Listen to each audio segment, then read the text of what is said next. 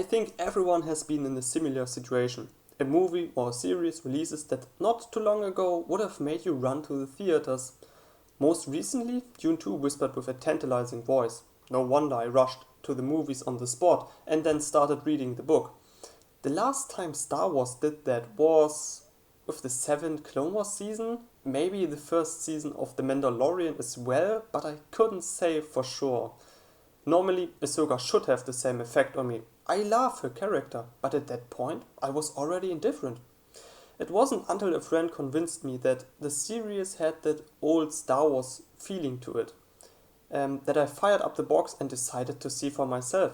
Surprisingly, it felt like Star Wars. We both sat on the couch and watched the first two season episodes. It was fun, and I recommended the series to another friend. However, as soon as I watched the third and fourth episode on my own, I realized that it was just as banal as many other things I have consumed in recent years. The magic was lost. And that's where it stayed for a few months. I finished the series via Discord, and the blazing spark of the Star Wars universe died out. But one thought never left me. Could I write the show better? I don't have much experience, but my gut told me yes, so let's put that to the test. I refused to let the Star Wars universe die, so I gave myself 1 week to write a better outline. Almost a year and a half of hobby writing experience against someone who wrote one of my favorite Star Wars characters. Someone who directed Avatar: The Last Airbender Season 1, Dave Filoni, the man who worked under George Lucas since the Clone Wars. A lightweight like myself with no experience against a heavyweight with a lot of experience. Not necessarily a fair matchup, but I have no idea what the final outline will look like. So it could be better, could be worse, or just a fanfiction. I don't know. The comments will make the judgment. Before we actually get started, I will lay down a few rules. The series has 8 episodes. That's why I want to keep it roughly the same length.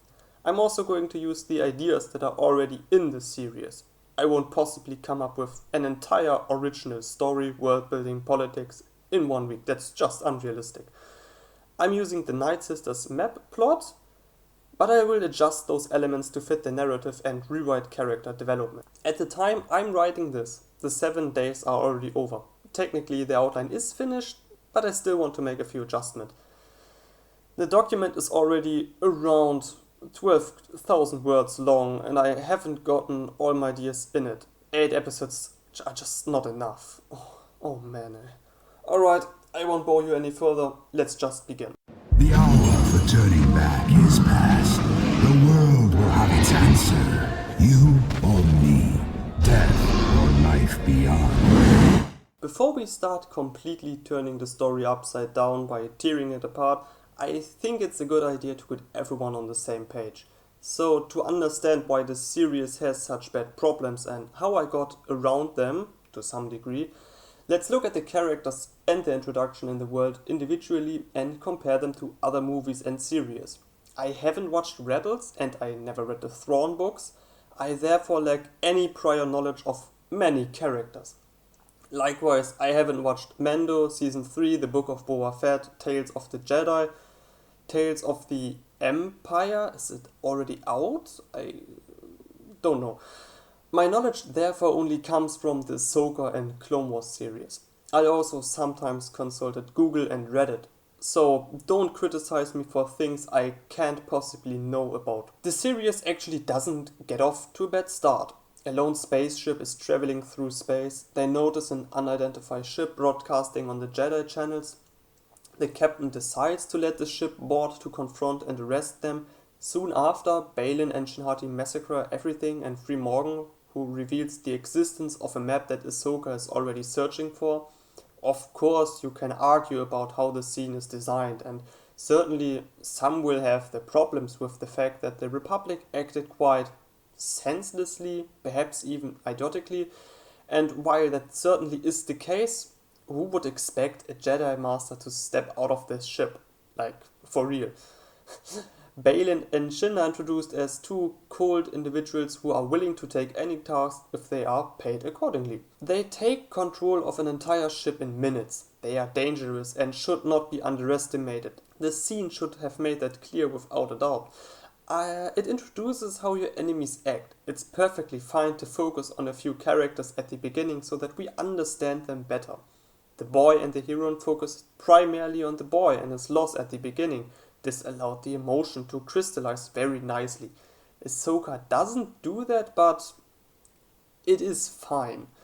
Shortly after, we go to Ahsoka. The former Jedi is marching around on some planet. She enters a ruin to retrieve the map that was mentioned in the exposition, only to be intercepted by assassin droids outside. However, they pose no problem for her and are easily eliminated. Then they self-destruct and Ahsoka narrowly escapes the explosion that honestly could destroy half a country probably. We get to see Ahsoka effortlessly deal with the situation and the map is introduced, I guess. In the first scene we learn about the antagonist and in the second scene we learn about Ahsoka. However, I find it hard to learn more about any values, world building or other faction. It's not bad by any means, but unfortunately it's a weak echo of the achievement that A New Hope created long time ago. A pattern that we will see unfortunately in a lot of characters in this series. Leia, for example, hid her rebel mission behind the facade of being on her way to the Intergalactic Senate in an attempt to explain away Vader's attack as Leia, for example, hid a rebel mission behind the facade of being on her way to the Intergalactic Senate in an attempt to explain away Vader's attack as illegitimate. Illegitimate. Not only were the characters introduced, but the world was built around all of them through conversation, the crew, and primarily Leia. This may not be the best comparison, but if you observe the scene more closely, a lot is going on beneath the surface. We are thrown directly into the action. A Star Destroyer captures Leia's ship, the rebels fight to hold off the stormtroopers for as long as possible. However, they are overrun quickly. Leia manages to hand over the plans to the droids before taking up arms and fighting herself. Not only are we immediately introduced to the rebels and the Empire, but we also see how they act without hesitation.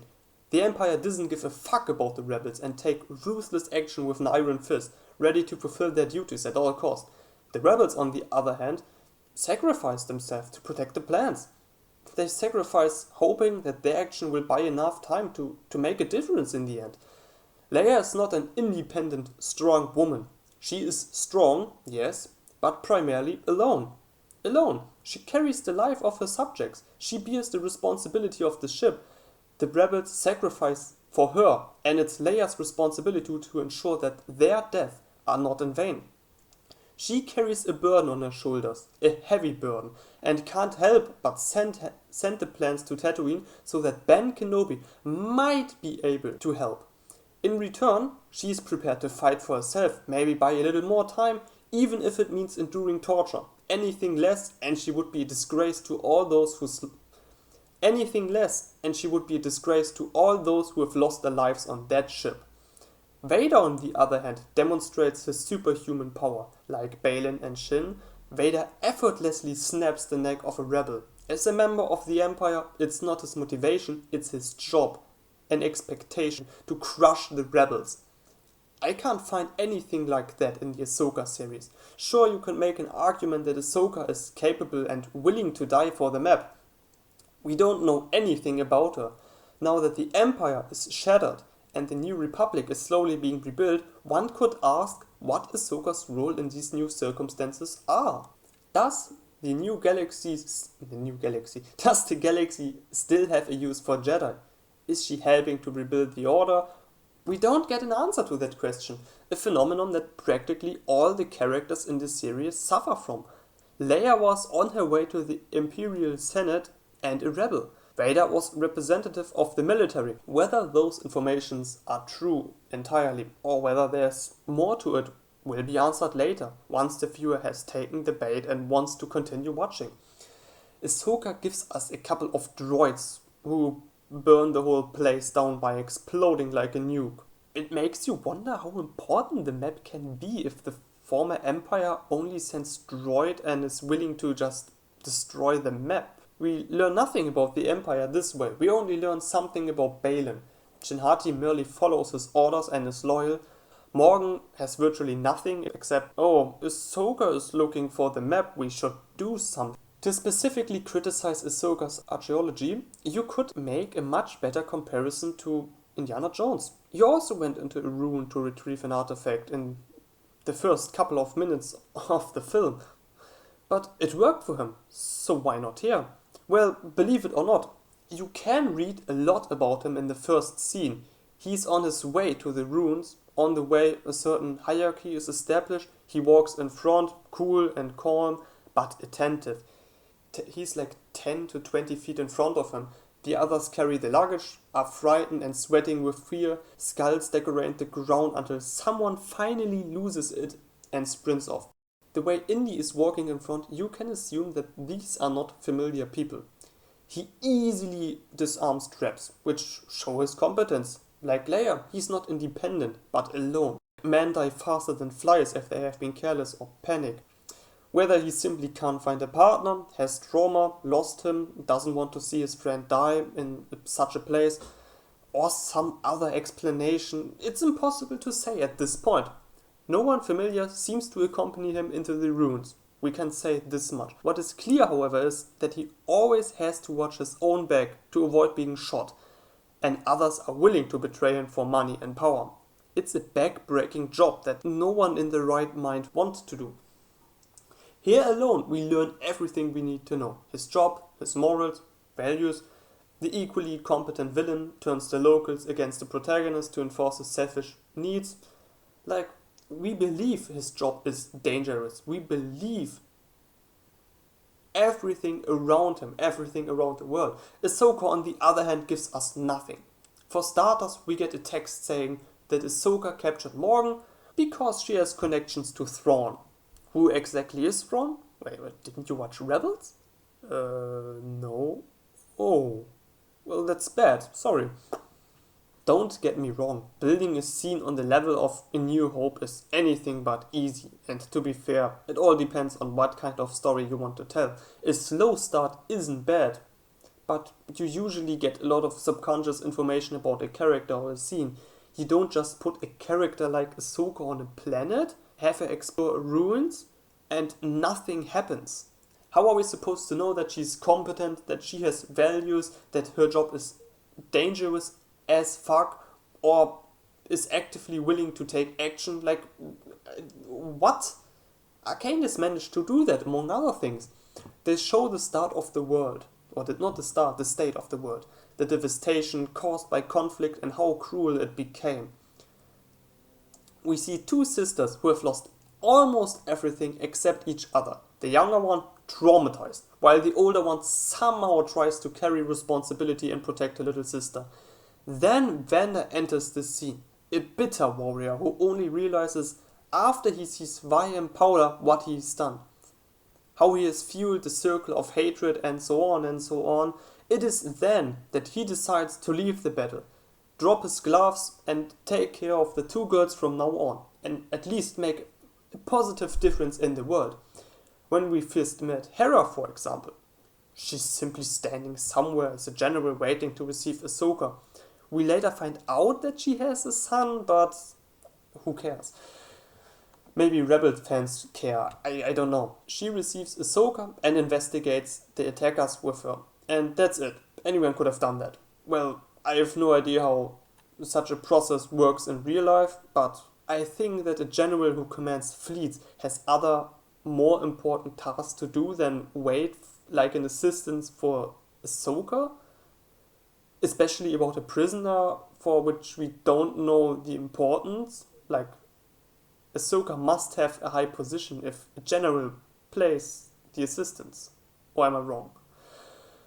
Finally we come to Sabine, who runs from her responsibilities with a speeder and an arrogant smile.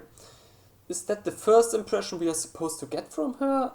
If Sabine vanished because she can't stand that everyone celebrates victory when so many people died and she doesn't think it's appropriate, I would understand. I mean, after all, she seems to have lost Ezra. But you need to tell me, a short dialogue would have been enough. Afterward, Ezra appears as a recording and apologizes for leaving her behind. Their emotional connection is clearly emphasized. and it's the show's job to give more context later on. Yeah, I don't know how that's really... Yeah. It's a solid start, I would say. Not everyone has watched Rebels, I certainly don't, and a series shouldn't expect you to. Rather, my problem again is that Sabine only exists within the framework of the series. She seems like a character who doesn't have anything to do off-screen other than maybe craft a little bit something. But I can practically say the same for Ahsoka and Hera. Sabine at least has emotional issues, but if Baylan and Shin are the only one from whom I can say for sure that they are mercenaries or will do anything for money, that could be a problem. I can actually say more about Peter Pan, and when I say that, you should be worried, because this guy doesn't appear on screen. Like, okay, sure, he does appear on screen after 10 minutes, but I can say more about him when the kids and the mother talk about him.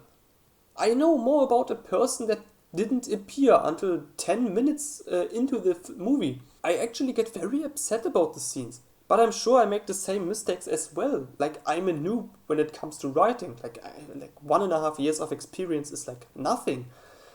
I find the start so problematic because it simply doesn't build up enough. I don't know who Thrawn is, or who knows the Night Sisters if you haven't watched Clone Wars. They keep saying Thrawn returns, it's a threat, but for me, there's no sense of danger if I don't know what's at stake. Great, let him come. Luke just will beat him, like it's not even a close matchup. We are no longer at an absolute war here, where both sides just shoot before a question is asked. The times in the galaxy have changed. There are peace negotiations, and the foundation for the New Republic are to be laid. Bounty hunter, pirates, and other religious factions are taking advantage of this time to expand their own empires. Like, I would assume so. For the series, however, this development simply comes to standstill or doesn't exist. That's why it's so difficult to build up a really good start, because we simply can't take the same momentum from the New Hope. To be fair, the opening scene of the movie is absolutely perfect, and I would be lying if I claim to be able to write anything on a similar level. The plans in the original have an indescribable value right from the start, precisely because everyone is fighting and dying for them. It grows organically into the story and carries consequences with it. If the droids didn't end up with Luke, he would still have his uncle and aunt, and he loves them and takes care of them. He would never leave the planet. Luke's introduction can happen so slowly precisely because he's not part of the war. He, as a character, shows us exactly why people are fighting for the rebellion. Meanwhile, Hera, Ahsoka, and Sabine are all in a state of limbo. The map exists only as an object that can be used by the writer to artificially push the story forward. It's just a plot device, while the plans in the original movies is part of the world. Let's slowly get to my version. I really tried. There are some scenes I'm proud of, especially later on. The introduction aren't necessarily one of them, at least Ahsoka's, I guess. I opted for a slower start. We start with Ahsoka on Republic ship over Morgan's former territory. Morgan has been a prisoner for less than a week, possibly more. As an envoy of the Republic, it's Ahsoka's job to stabilize the system and rebuild them.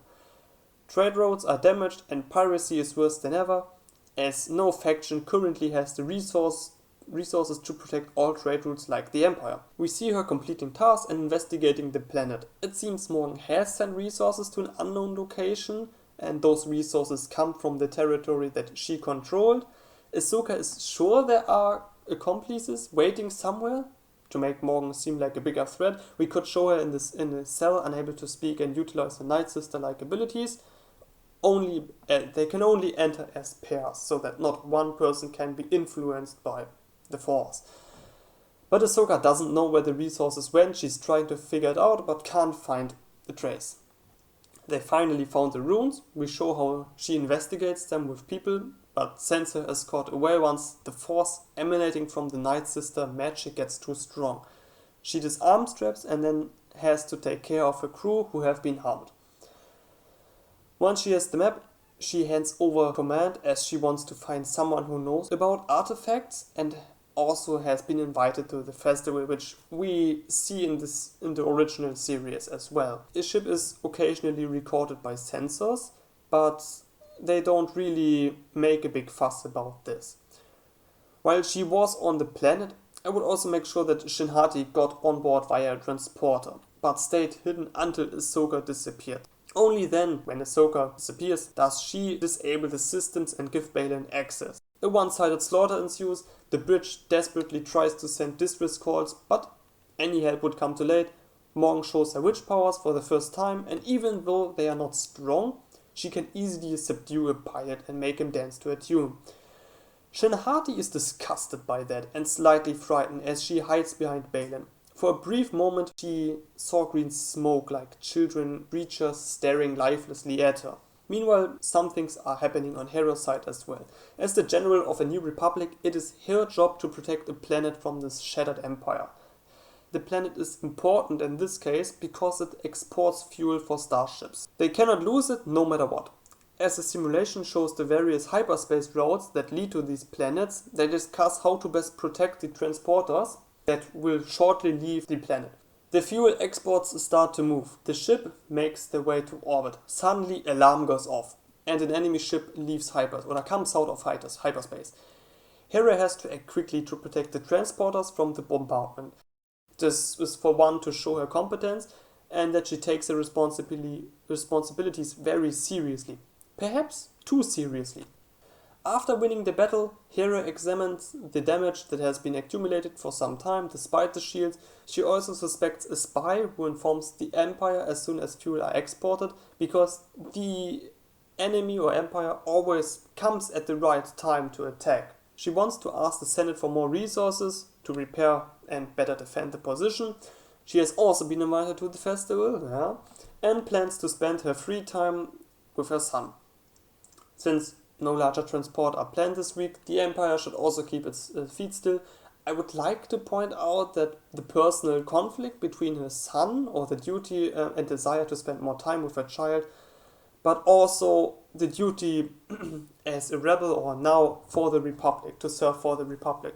But I'm not really sure how, but I feel like it would be important to do. Ahsoka, meanwhile, is looking for someone to help with the artifact.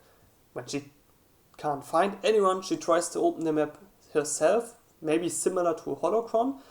However, since she's not a Night Sister, the artifact refuses to open. She understands certain function and mechanisms and is able to deduce that the map must be opened in a certain place in order to show the way, but is not really sure where that is and if it is limited by a specific time. Meanwhile, Baylan and Shin are sitting in a plain room on the station they just conquered. The Master is working on documents where, among other things, the Scion can be seen and the missing hyperdrives for the Scion are recorded. Hati sits in the background and mends her cloak, which has been shot, or was burned from blaster shots previously.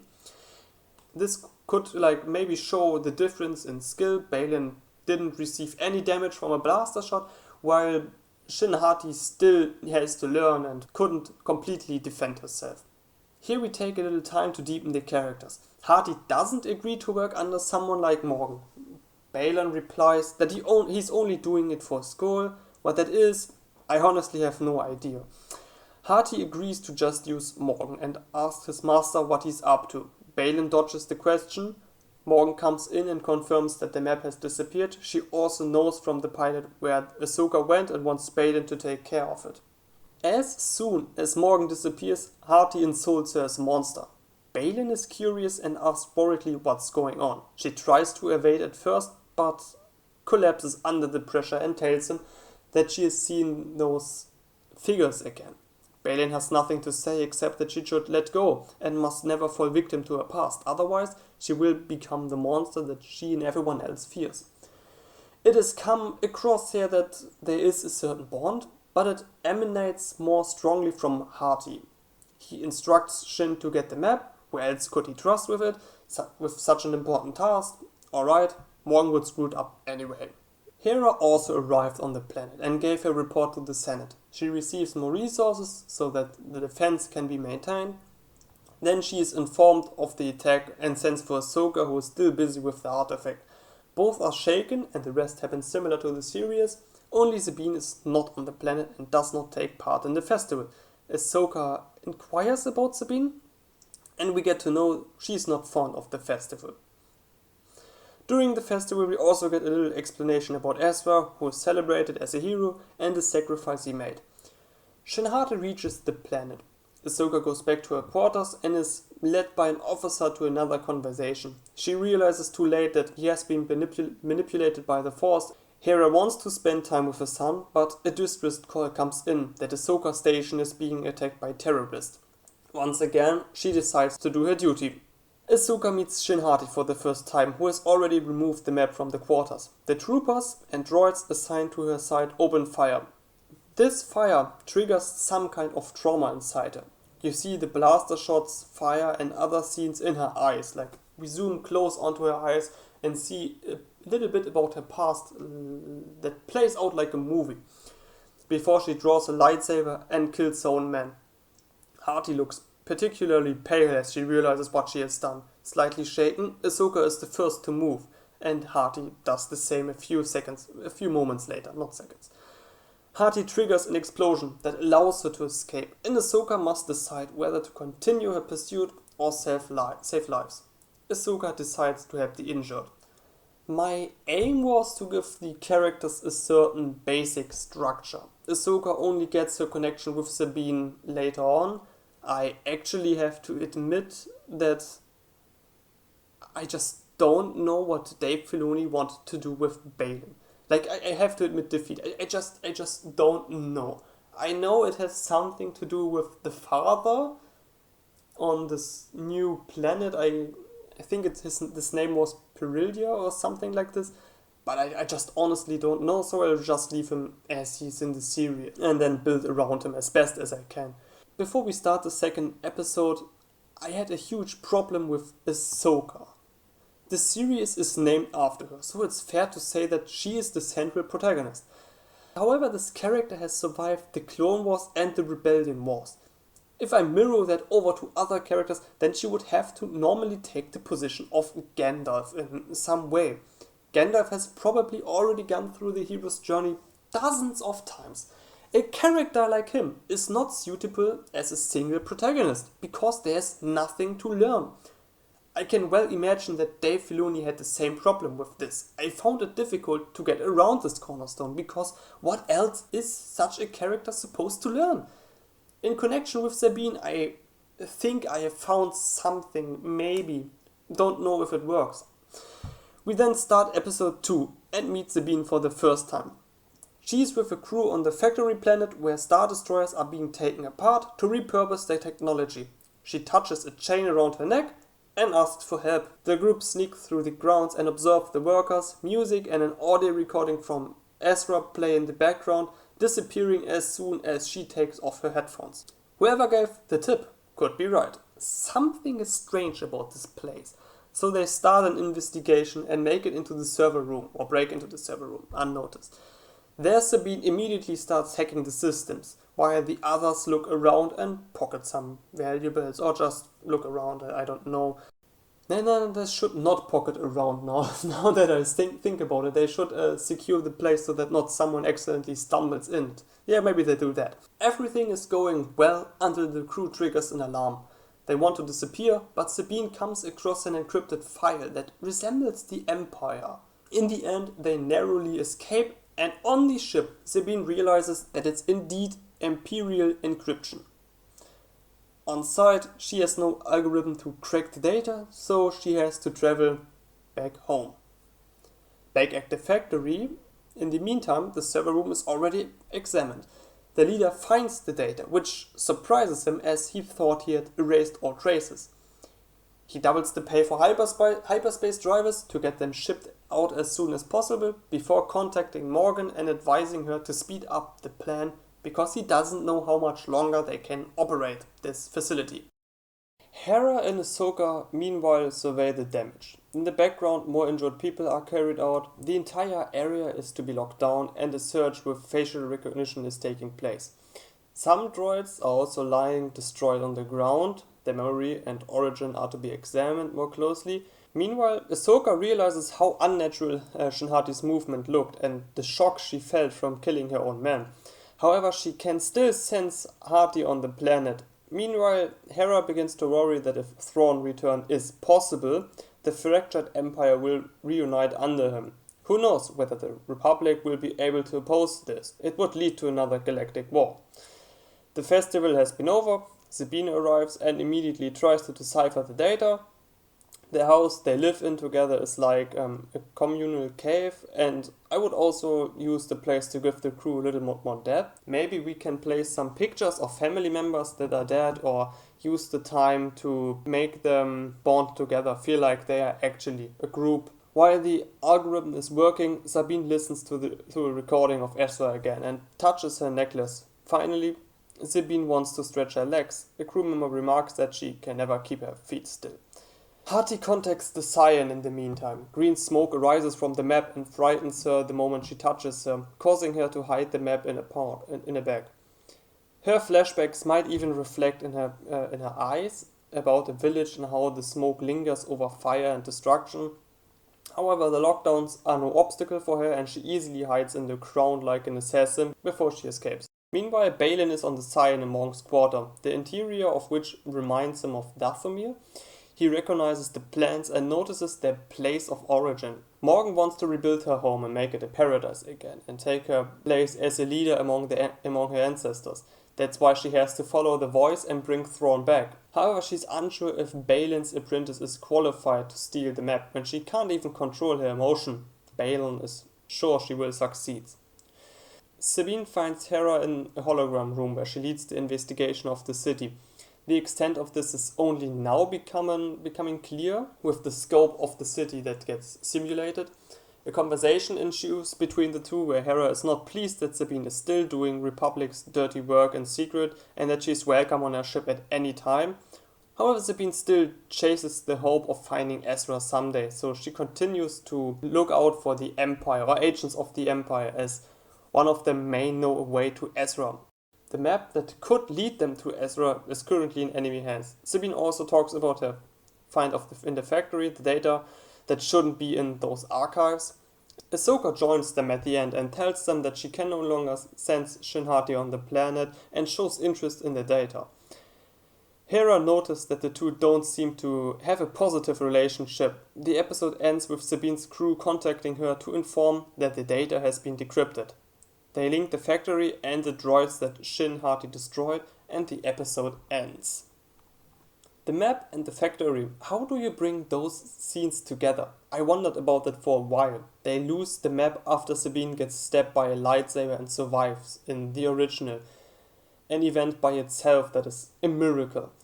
But I think Dave Filoni also had difficulties here. How do they find their way to the Scion if there are no clues? I think my version is better than simply looking through a droid's head. The problem originally arose because he introduced Ahsoka and Sabine together. The map can never be more than just a plot device because it only serves to move the story forward. In A New Hope, the plans were organic to the world. Both sides are fighting for it, but the Empire always manages to track them down on Tatooine. Luke lost both parents. There are consequences. The same thing doesn't happen in the Ahsoka series. There are no consequences, but how could there be if all the characters have to survive and somehow find the factory? Episode 3 stars. Everyone wants to confirm the data and investigate the factory. Even though Hera promised to spend time with her son, she lies to accompany them. Ahsoka doesn't notice it and hopes for clues about the map. Sabine wants the map to get Ezra back and goes to get her equipment from home. This gives us time for Hera to briefly inquire about the relationship. Ahsoka quit training Sabine because Sabine couldn't let go of her obsession or attachment. She desperately wants to learn the Force so she can connect with Ezra.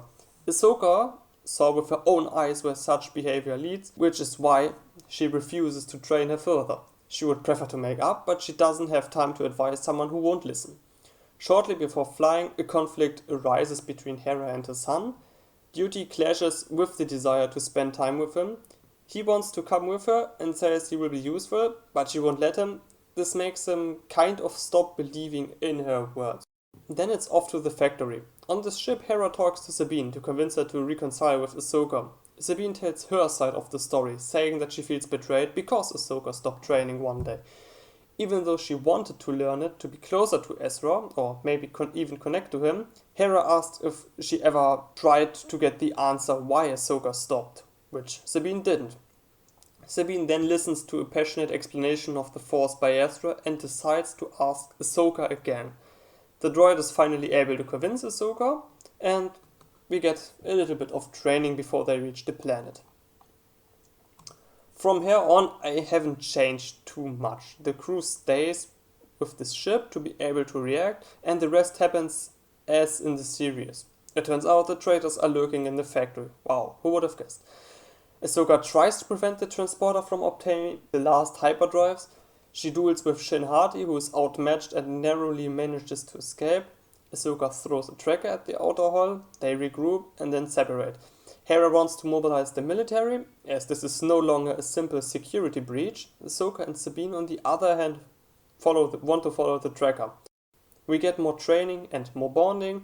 This is where you could also go more into the crew, but I won't, since the video is already too long anyway. But just to be clear, if I actually had to write it, I obviously would want to give them motivation, personalities, even name, but I just don't have the time right now. Sabine is meditating and suddenly finds herself in an empty spaceship, where she meets Ezra for the first time. Of course, it's not the real one. She is too surprised at first, but he then wants to hug him, only to realize that it's impossible.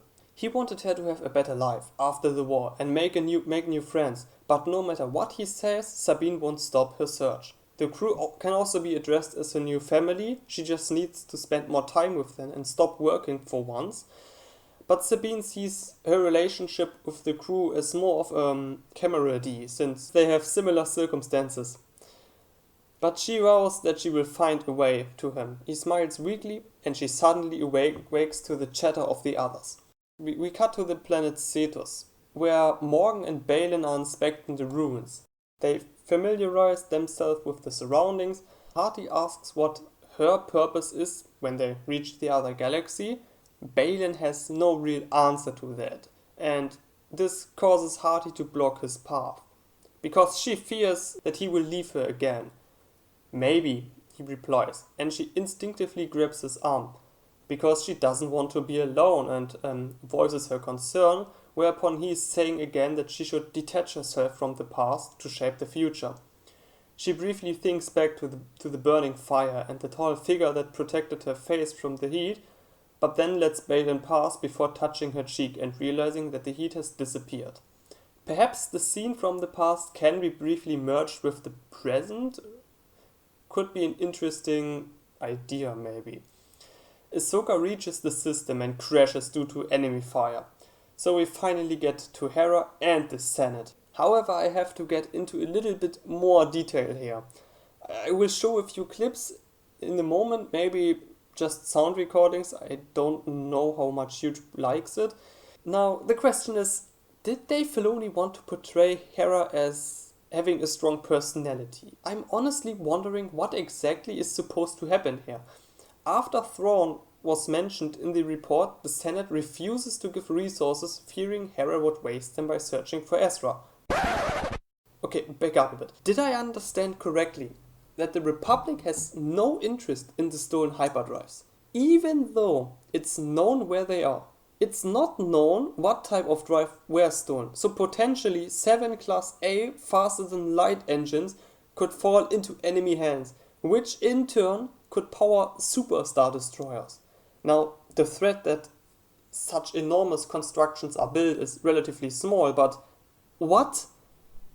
How does it not trigger an emergency protocol, like right now? Am I stupid or missing something? This may sound like exaggeration, but if I were a professor at a university teaching professional writing to students, which I don't. I didn't learn how to write professional, so... But let's say the series doesn't exist yet, and a miracle happens and we work out the story up to this point ourselves, like in class. At the end, I asked you to write the scene as a term paper. Is that the right words? At the end, you have to write this scene as some kind of final exam. If someone handed me what Dave Filoni had written, I would have failed that person on the spot. It's not even a question. I honestly don't know what to say. The scene just borders on incompetence. First of all, Thrawn has absolutely nothing to do with the situation. He may be the reason from the Empire's perspective, but the New Republic should only be concerned with the immediate facts. 7 faster than light drives were stolen. I think it were 7, right? Don't hold me on that. They know the location and Hera wants to go retrieve them. But the Senate intervenes, deliberately ignoring all danger. What is going on? Just imagine what would happen if the public found out. Like, this is... What? What are they supposed to think? How the government will protect us if hyperdrives can easily be stolen from under their nose? Like, it's just so mind-blowing that I honestly can't grasp what his idea was. I mean, just imagine 7 nuclear missiles being stolen from the US and the government is like, oh yeah, we know the location, but honestly we don't care. Huh? Hera is an absolute moron. How can she not win this simple argument? Wait, now that I think about it, they are all equally stupid. Why don't they do something? Like, it's not one person. The other just sit around and do nothing. Like, this man somehow wins. He must be a traitor. I can't explain it any other way. Why does this wimp, who does this wimp even think he is? It feels like I should know him, but I've never seen this guy in my life. Like, he can't be this stupid. If this guy is really like that, then he is as stupid as that Linde. Everyone who has read Descendants of a Bookworm knows I can't possibly give a harder insult. Or better, why is everyone in the Senate incompetent? Even Ferdinand would get a mental breakdown. What show do I have to watch to understand how idiots like this sit in the Senate? Rebels? Mando Season 3? The Book of Boba Fett? Tales of the Empire? Or maybe Andor? Although the later one is supposed to be great, but I would have to watch it for that. Don't fucking assume I've seen everything. Design your characters so a newcomer can understand them. If you're watching Harry Potter 2, you should obviously know the prequel. But we are talking about like what, 50 or more hours of video material? What kind of attitude is this? Did I have to read A Hobbit to understand the characters in Lord of the Rings or what? Like, how can you have such expectations of your viewership? This is so unrealistic. And please don't start explain everything through exposition instead. Whew. Okay.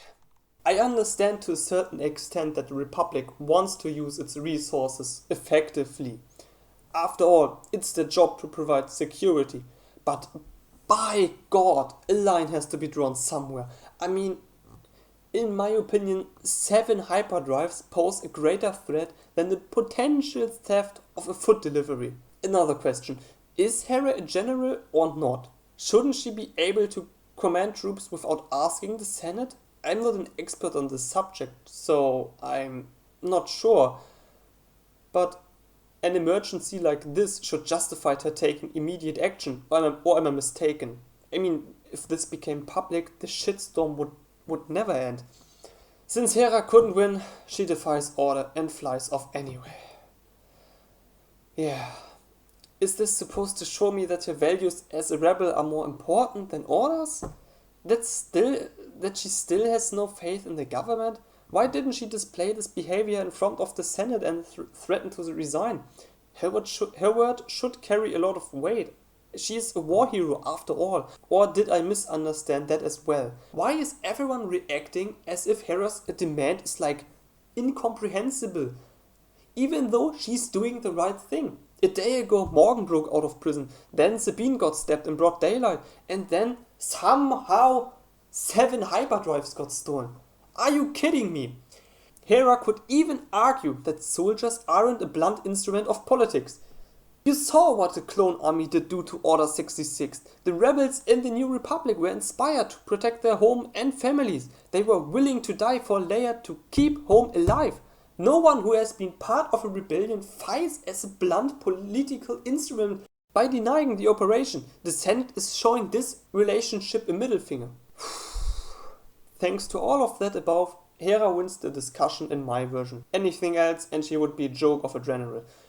She prepares troops and is summoned by the Senate. She wins easy as that, but she has lost an enormous amount of time, not only because she has to fly to Perida, but because the Senate wasted precious time. Her son takes this action the wrong way. He wants to prove himself and believes Hera only sees him as a burden. Without him, she could focus entirely on her duties as a general. Hera then decides to take him with her if he obeys, which he does. But let's continue with the plot. At the beginning I mentioned that Hera was defending a system that exports valuable fuels for the New Republic. If we decide this senator is a spy and delays the operation for Morgan on purpose, he could potentially also smuggle information to the front line and reveal the state of the fleet, and that Hera is not present right now. Not only could the Republic lose the planet because of that, but Hera would have actively reclaimed it in this season or in the next, or we just never look at it again because it's not important to the plot. An investigation could also be launched to scrutinize the Senate, as she suspects the senator is up to no good. If the Senate had refused, I could well imagine her resigning, as she believes her voice carries no weight any longer. She then supports Ahsoka with some friends that also could have resigned to support her idea. After that, she could investigate the situation and so on and so on. But this show is called Ahsoka and I'm already way off the main character.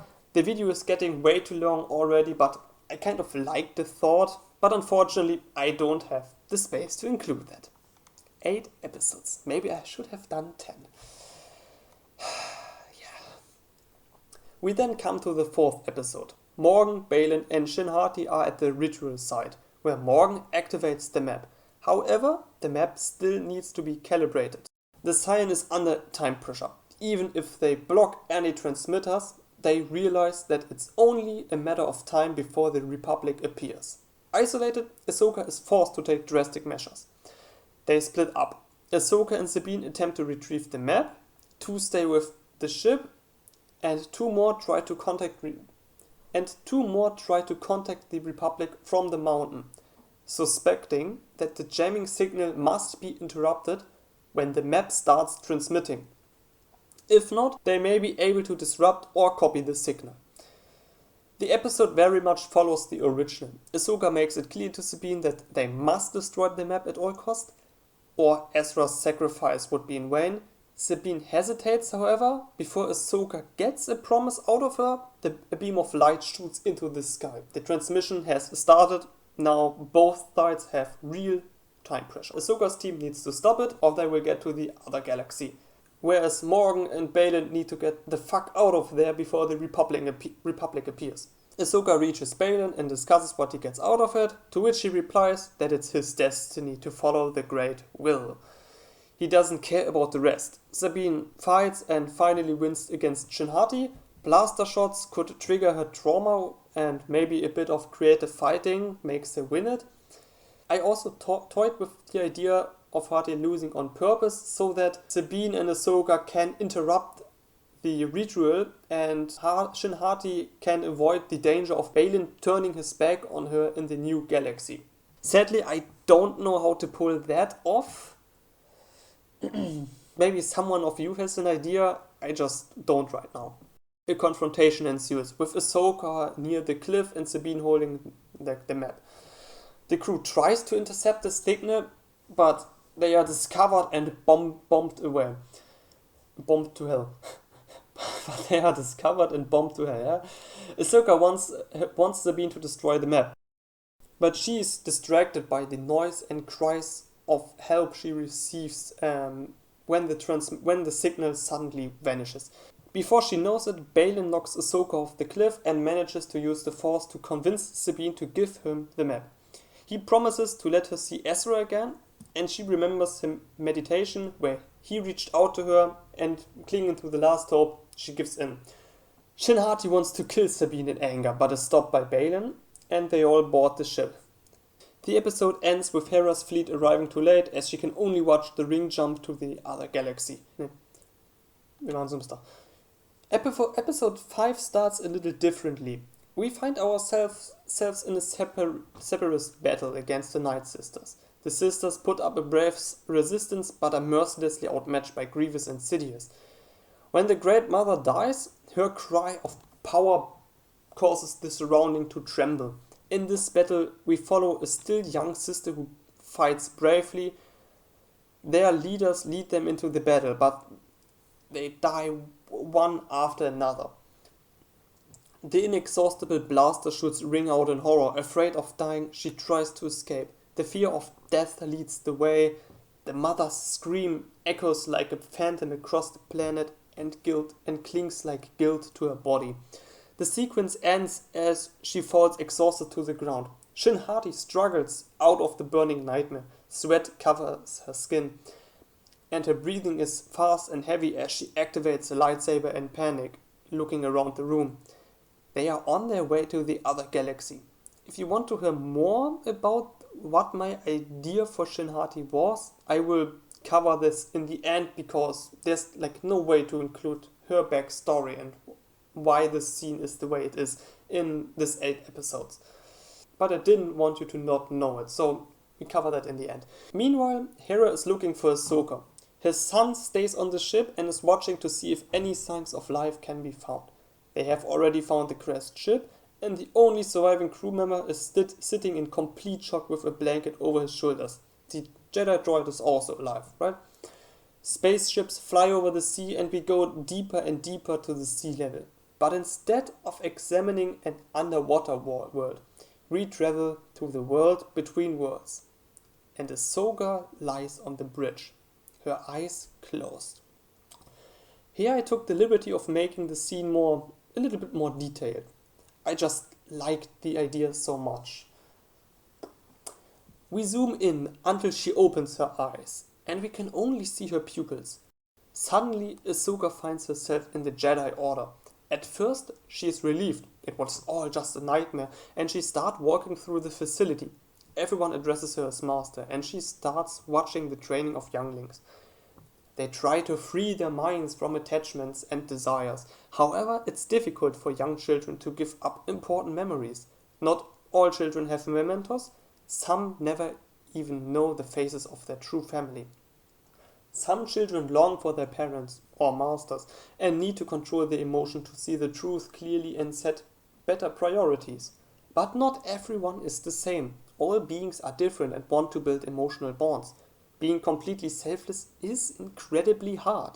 Not everyone can control the wolves, aka emotions, and let them serve them. So, some start suppressing them to appear in total control. Ahsoka wants to intervene. She disagrees with the method of separating children from their needs this way. With Vader's breath, everything changes. A ghostly mist lingers through the building. Ghostly figures roam in search of something. Man, woman, and even children. Some wear the modern robes of the Jedi, while others wear older versions, some of which Ahsoka has never seen before. Like a swarm, some move towards Ahsoka, murmuring their deepest desire and trying to grab her. Shocked and fearful, she retreats to a safe, high place. Despite your age, I guess you're still a greenhorn, huh? A familiar voice suddenly asked Ahsoka, whirling around as Anakin's face greets her. My goodness, I guess you still don't get it, Snips. Ahsoka is surprised and on guard. She doesn't know how real this place is. Isn't it obvious? Replies Anakin. The place where those Jedi who can't control their emotions end up. Meanwhile, the creatures are trying to get to Ahsoka. However, not all of them. Some are engaged in an eternal battle, others sit around crying in the corner, and still others roam aimlessly through the premise. To the outside world, they appear to be completely under control, but this has led them to the eternal unrest. Why have I been drawn to this place? Ahsoka asks. Aren't you a master by now? Or do you still refuse to accept the responsibility that comes with that title? They then talk about Sabine, and Ahsoka replies that she can't guide her way to the Force as long as her own obsession and despair block the path. It would be too dangerous to train her as long as she can't control herself. Ahsoka has seen this with her own eyes in the past. Suddenly, a wave of fatigue hits Ahsoka, and she staggers. Anakin shakes his head. You didn't fail Sabine because you couldn't teach her lightsaber fighting and the way of the Force. You failed as a master because you didn't give her the tools to understand her own emotion and learn to control them out of curiosity. Just like those countless lost souls down there, look how they are still fight over this useless throne. They don't even realize that the seat has lost all meaning, and yet they believe they have a claim to become a master. They are all restless souls who follow their suppressed desires even after death. Perhaps you are here because you blame yourself for having failed, but it is still your decision to leave this place. As a master, do you want to be responsible for Sabine ending up in a place like this one day, just because you were afraid of what might happen to her? Or do you want to finally give her a hand and pull her out of this hole? Perhaps it was never your job to teach Sabine the ways of the Force, but rather to train her in the teaching of the Jedi so that she can finally be free of the eternal gripping desire. No emotion is unqualified good or evil. Fear can lead to desperation to protect what is important to you at all costs, but out of fear can also grow overcoming, courage and hope. Have you ever seen the light in Sabine or only the darkness when she is unable to control her emotions? How many times have you wondered if you could truly help her on this difficult journey? Ahsoka lowers her head. It seems I'm still a student. A tide rises and Ahsoka falls to the ground. The restless souls were swept up and grabbed her clothes, feet and leg. They slowly try to drag her into the depth of the flooded temple. Anakin points at the spirits. They are all searching for comfort by their real families or their deceased masters. Do you still want to deny them the warmth? As a Jedi Master, isn't it your job to guide the lost souls away to inner peace? Or will you continue to run away and keep the tools for yourself? Ahsoka understands now, and with great effort pulls the spirits out of the water and lets them embrace her so that they can finally find peace. Of course, some ghosts are still underwater, fighting over this seat, the master seat, playing cards as they have other desires. Anakin smiles and disappears. Suddenly, Ahsoka finds herself in the world between worlds. You should leave this place as soon as possible. Your time to dwell among us has not yet come. And points to the exit. There's a veil behind Ahsoka. As a master, I think you still have a job to do. Ahsoka thanks him and wipes the tears from her face before she pulls the stream-like veil behind her as she leaves this world. The spaceships are now hopelessly searching for Ahsoka and want to give up, but Hera orders them to continue. She seems almost desperate as she doesn't want to lose a second friend on the same day. Her son comes out of the ship and pulls her sleeve. He hears some voices, one of which sounds like Ahsoka carrying an incredible burden. Then they find Ahsoka. Hera hugs her, everything is explained, and Ahsoka makes a plan to travel with the whales. When asked why Ahsoka would do such a reckless thing, she replies that it's her job as Sabine's master. Ahsoka observes mother and son one last time and advises Hera to spend more time with her child, or she will regret the lost time later. She should stop doing everything on her own and give responsibilities to the officers on her ship. Ahsoka also asked Hera to take care of the last member of Sabine's crew. And yes, I would have liked to give the crew more time, names, personalities, and a little bit more background, but I just don't have the space to fit it all in.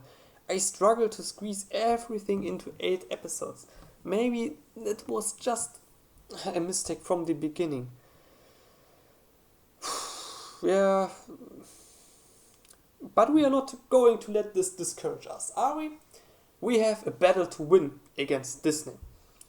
Ahsoka does her whale magic and we jump to Sabine sitting alone in her cell, debating whether her decision was right or wrong. She's engrossed in a conversation with herself, wandering from side to side, being extremely upset, even lying to herself that everything will be fine once she finds Ezra.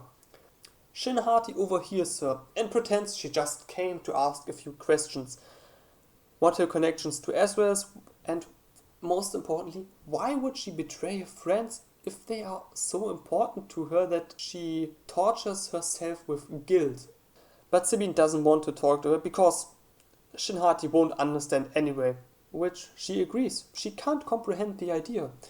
You will do anything for someone important to you, so why? Doesn't that make you a monster? She would never betray her master, and she would do everything she could if only she could stay with him. Maybe her relationship with Ezra is the same. Sabine just wants her gone. It slowly dawns on her just what she has done, and her body starts to shake as she somehow tries to come to terms with it. We finally see Thrawn standing at a projection and planning an attack on an underground structure. Simulations are running. Suddenly the door opens and 3 great mothers of the Night Sister clan enter the room to inform him that the Scion is on its way. They will notice Ahsoka, but later on, as Ahsoka is still too far away. Especially in this episode, some scenes need to be polished and reworked. At least that's what my gut tells me. Hera and Ahsoka, where she gives advice, can only work if we establish the relationship and feelings between Hera and her son beforehand. Also, the conversation with Shin Hati and Sabine at the end could be made better by a good writer. I'm just not the right guy for that. At least not right now. From now on, it soon becomes clear that I simply didn't have the time to build up the story properly. 8 episodes is just not enough.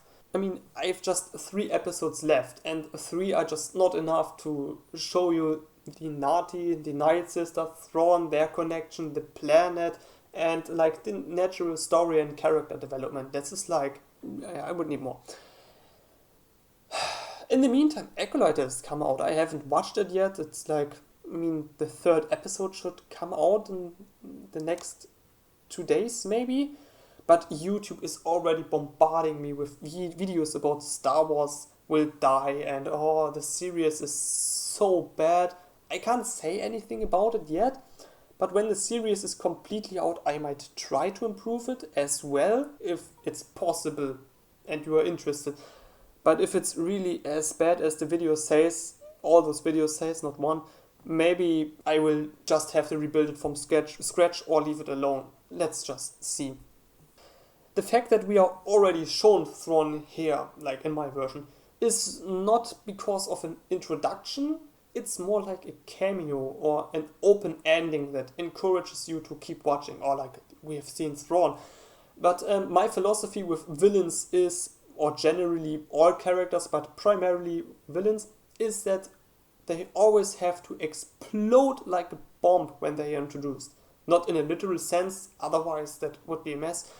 But Thrawn is not Vader or Thanos, who single-handedly could massacre an entire fleet. He is an effective and cruel leader who would sacrifice anything to win. Again, I haven't read the books or watched Rebels, so I have no idea how his character actually behaves. I'm just working with what I've seen in the Ahsoka series, clips from YouTube and some things written about him on Reddit. That's all. But my idea behind the bomb is, if your villain is supposed to be a threat, then he needs to feel like one. Thrawn, in the series, Thrawn didn't seem like a threat to me. He didn't have any interesting plans, he doesn't seem to have built anything over the years, he was stranded there, his connection to the Night Sisters is still unknown to me, like there obviously exists some sort of deal, but that's it. He exists in a vacuum, as almost all characters do in this show. You just have to ask yourself what his job is. If you can't see him on screen, what is his job? And he does nothing. Is he supposed to be a gifted tactician? Someone who can fend off an entire armada when outnumbered? The man whose return the Republic fears because a new empire can form under his banner? Yeah, dream on, Disney. That's like, no. He doesn't have anything clever to say. It's like, oh, we just need to buy time and that's we win. And then he like shovels more money into the furnace and like burns all of his resources and is not even killing anything. Like what? He could already have stored everything in spaceships and just vanishes the moment the sign comes. Like, you don't just order a taxi to your home only to say, oh, one moment, please. I have to pack my bags first. Like, yeah. The same goes for the Night Sisters and the planet. Apparently, they want to flee from something, but I don't know what. Someone on Reddit speculated that it was Abeloth. It seems like a good idea to me. I might just use it. So thank you, but I don't know where I've read it. We saw a statue of the father briefly in the last episode. So Abeloth it is, I guess. Unfortunately, I can't answer what Balin wants to achieve on this planet. I just can't, and it bugs me out. I don't know what Dave Filoni wants to do with this character. I just try to use him the same way the original series did, because I'm just so clueless. And then we have the Nati, or Nati, however you pronounce them. You have no idea what I'm talking about? Didn't even remember how these creatures were called and just wrote turtles down in my outline. At one point just asked Google, and okay, to be fair, I also forgot Morgan's name, but it doesn't matter.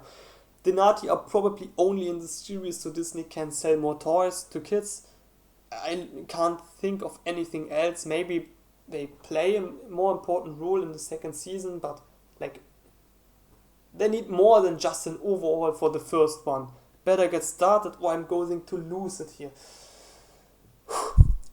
We are in Thrawn space. Two Nati infiltrate the main building. Their goal is to kill the general, so that the evil technology finally leaves this planet. Primarily, however, they want revenge, as Thrawn is responsible for the death of many families and friends among other things. And they justify their action with this. They are justified. They then have gained access via a tunnel that took months to construct. Cladded in silver, they climb up the outer stone walls with their claws. At the sight of the Night Sister, one of them can't hold back. Even though his friend tries to grab the fabric, the other rushes inside. The poison hits the sister and burn her on the spot. Then they hide again and avoid the stormtroopers. On one hand, I want to show the hatred the Nati have for the Night Sisters and also Thrawn, but also that the Nati have developed certain things to fight against them. However, they avoid stormtroopers, which suggests that the conflict has been going on for some time and that Thrawn and Ezra only appeared later on. Thrawn is in a conversation with the three mothers and we faintly hear that the Scion will be arriving soon. The two Nati see their chance, storm the room with weapons and poison which they throw around in bomb form. The Night Sisters at the door immediately launch a counterattack, but their magic bounces off the silver cloak. They fall victim to the poison, and the stormtroopers are the one who incapacitate both Nati. And their system sucks out the poison. Thrawn orders the sisters to read the thoughts of the Nati. The Great Mothers reply that evolution makes it difficult to understand the thought of those inferior, lowly creatures. The commander is also slightly surprised that Thrawn doesn't want to talk to the two, but the general was already aware of this. But just because it's difficult doesn't make it impossible. They are to be drugged if necessary. He doesn't care if their spirit breaks. He just wants to get the refugee and hiding place of the other Natis. The Nati act strong and swear revenge. They will never betray their people, but technically they already betrayed. Their minds will tell everything, so Thrawn will get their places sooner or later. The Nati screech that he will kill them all before they are dragged out of the room. They are acting without Ezra's permission anyway. Is like why Thrawn maybe doesn't have really an interest in that. Since he already has information on a single hideout, this knowledge is to be used to pity the two Nati against each other. Finally we come to the poison and the silver cloaks. Thrawn wants them analyzed. Apparently they hide someone from the Force and other sensors. That's why the tunnel couldn't be found. This leads them to the decision to equip the space with infrared cameras. The mothers detest the substance and the poison and keep an eye on Thrawn at all times and what he is supposed to do with what he wants to do with it. The decision that two Nazis can sneak into the base and even get to Thrawn is perhaps an odd one. But I would like to set up a strong contrast in how quickly the general adapts to situations. The difficulties Ahsoka, Ezra and Sabine encounter later on are partially because of this, because he doesn't want someone to just, again, walk into his base. Ahsoka is training on her ship according to Anakin's records, and the droid also noticed that something about Ahsoka has changed, and that Anakin must be a good master when she's still training to it, to which Ahsoka replies, he has his answer. Finally, the Scion exits hyperspace. We see the large machine and ships sitting on asteroids. There's also a ring around the planet made from bones of deceased whales, which is also being mined. Baylan is the first to notice this uneasy, horrible feeling, as if the planet is screaming, while Hati is hit the hardest and her body trembles. Thrawn welcomes them. Morgan shows the mothers respect. They are, after all, a sacred existence to her. Finally, meeting her ancestors or distant relatives must be a miracle. She wishes to be blessed by them so that she can take their side and lead the people to new strength. After all, Morgan has done a lot for her people, and the Great Mothers agree, but want to perform the ceremony on Dathomir, the planet they want to call their home in the future. However, they already give her a sacred sign, aka the magic sword, so that each Night Sister can recognize and feel her status on the spot. Morgan announces that the sign is ready to return, but Thrawn decides against it. The three mothers are outraged by his statement and mention of their agreement. They offer their service in exchange for him taking them to Dathomir. Time is of essence for the Night Sisters, and they want to leave the planet immediately. Whether it is because of Abeloth or simply the poisoning hatred caused by this long conflict, which version you can decide next season. If you don't want Abeloth because it's just not Star Wars anymore, then I guess it's fine. You can just say, well, the hatred was too much on this planet to bear and we just wanted to get away. Thrawn does not break his agreement. His goal is to integrate the Night Sisters into an integral part of the new empire, so they can use their power to ensure security and stability. But there are still tasks to be done on the planet. Special plants, alchemical materials, for example, the dead whales that orbit the planet. They don't really have an option to get that in their old galaxy, so better just do it now. By now, the story no longer feels like Star Wars, but more like, I guess, a Dune Destiny mix? Where I assume the origin of the Night Sisters comes from the Bene Gesserit combined with a little magic. I mean, they are all female, they all have mothers, and now I want to integrate them into the Empire to use their powers. I mean, now that I think about it, just kind of similar. Never mind. Morgan agrees to take on any tasks if it means she can speed up the endeavor. This is where Thrawn is first told about Sabine and the mercenaries' deal. We then switch to Sabine waking up in a cell on the planet. She can't remember how she left the Scion and complains about a sudden sharp pain in her shoulder, presumably because she has been lying on the ground too long. Fortunately, there's no wound. Radiation shields are released and she's taken to Thrawn. Equipped, she's allowed to search for Ezra, not before she tries to kill the general, but the weapon obviously doesn't fire. Thrawn notices the symbol of the Republic and is disappointed that it hasn't changed, and Sabine moves to the wilderness. Meanwhile, Hera has arrived at the Senate, but asked her own son what he would like to do later on. She still has the rest of the week off.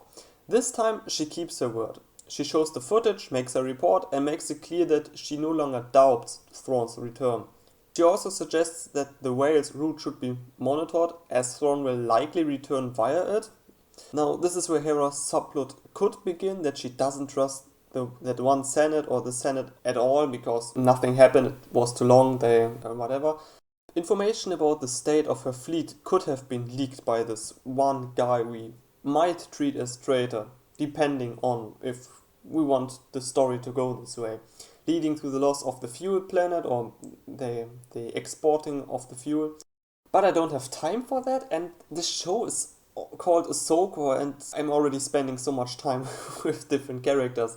It was just a possibility if we had more time, but I guess we don't. But I liked it. Sabine, meanwhile, is frustrated wandering around the wilderness. We see old ruins that belong to the Night Sisters and the Nati. She feels like she's being watched somehow, but it could just be paranoia. In her head, she goes through possible dialogues on how she could start a conversation with Ezra. However, she's not satisfied with any of them. She looks around regularly because something just feels off. Time passes and in front of her is a mountain, but nothing happens. We switch to Thrawn and the Great Mothers who warn that Jedi scum is coming. Morgan guesses that Ahsoka, Anakin's apprentice, is the one that is chasing them. Based on the previous divination about the Science arrival, Thrawn estimates that Ahsoka will likely arrive in just an hour, maybe a bit more. As long as she is in the whale swarm, however, she cannot really be attacked. He gives Morgan the task of preventing Ahsoka from landing on the planet at all costs and deploys a large number of fighters.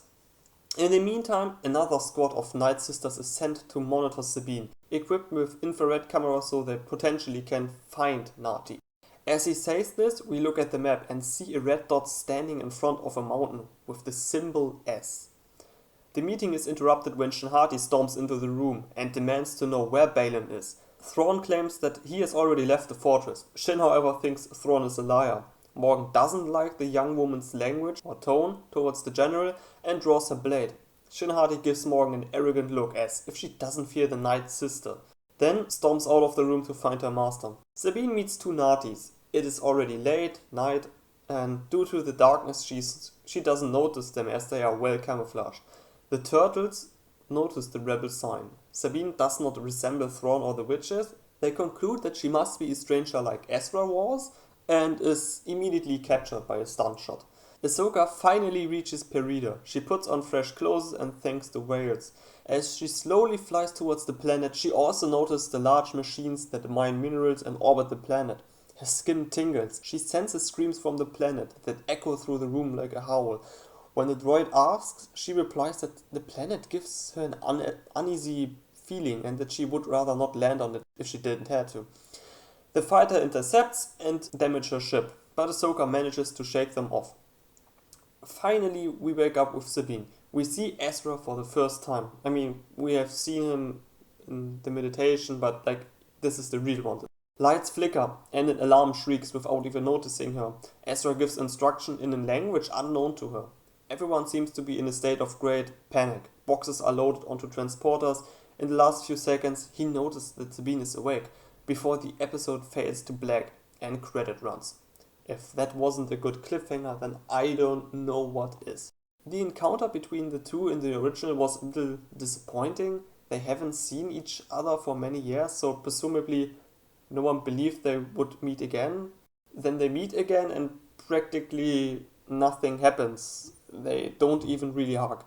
Ezra asked how she got here and is looking forward to going home, but they don't go any deeper. Sabine just says, "Oh, let's talk about this later," and then, cut.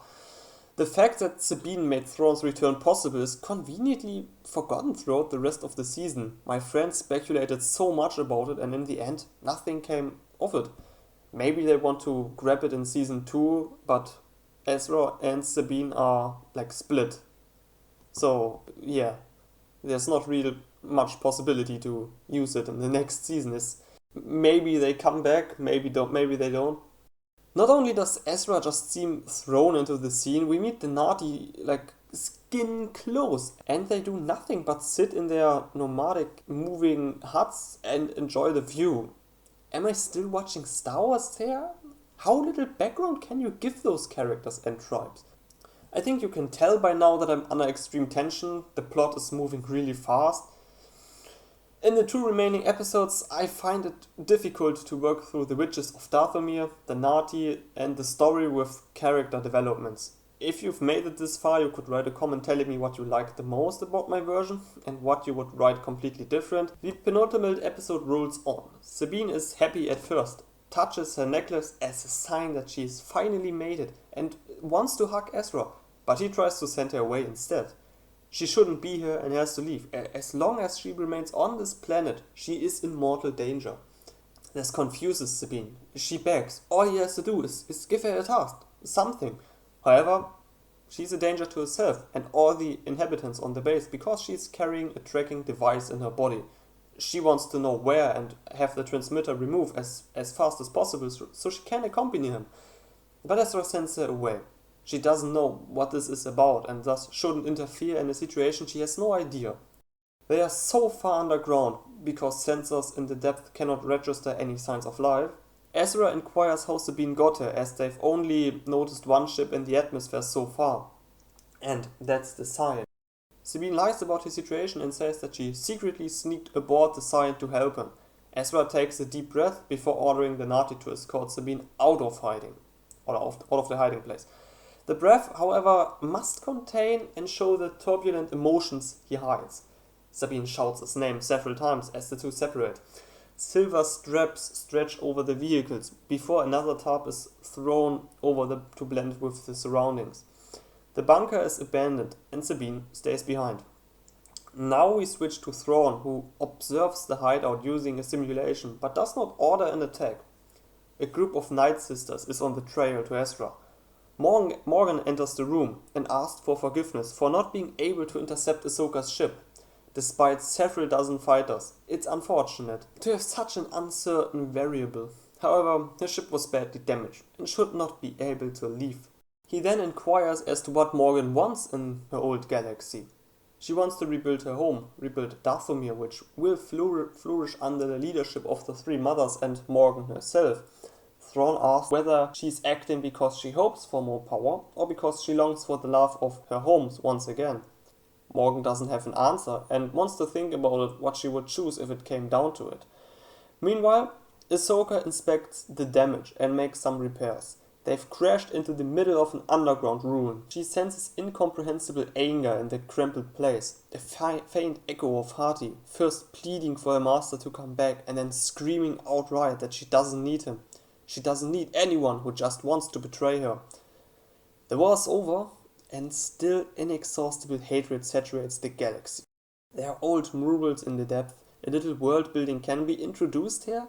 The witches once hunted the Nati for something they needed for alchemy until the Nati developed the silver veil and fought back.